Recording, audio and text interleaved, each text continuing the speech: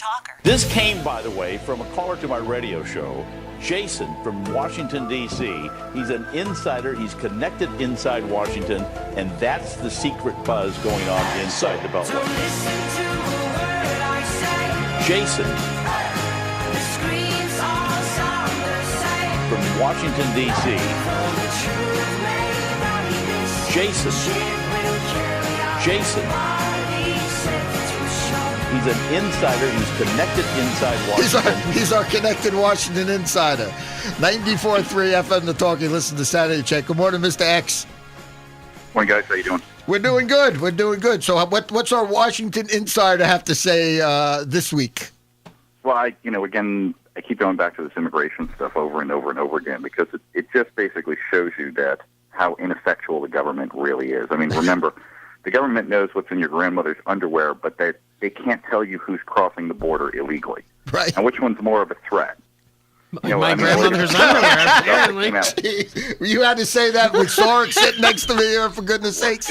Let's talk about this. Let's not talk about the fact that, the government's policy, and this is a reason why we're having so many of these children flooding across the border, is that there's a symbiotic relationship working with the regular illegal aliens. And that is the children are almost like get-out-of-jail free passes for a lot of these illegals coming across the border. They're just pairing them up so it looks like a family. Remember, you can't sit there and go, well, is that your mom? And you can go, well, that's my uncle. You see what I'm saying? You can't break up the family. Right. So a lot of these kids are, coming across the border with regular illegals, and then they're being dropped off and separated. Oh boy! Okay. But again, this has been going on, and you just really have to ask yourself, if it truly was something that the government wanted fixed, if they wanted to, they could do it. Oh, absolutely, and it's an easy fix, actually. So I've been listening to a lot of these left-wing radio stations specifically because I want to see how they're addressing this, because the left is always holding themselves up as the champion of the downtrodden, the champion of those who can't fight to protect themselves. Right. And my question always, and I invite all of you to do this week too, is call a few of these stations and just ask them, is there a shortage of unskilled labor in the United States? Because the other day I just remember reading another article about 10 positions open at a local Walmart and 1,000 people turn in their application. Right. Okay, so clearly there is no shortage of unskilled labor in the United States.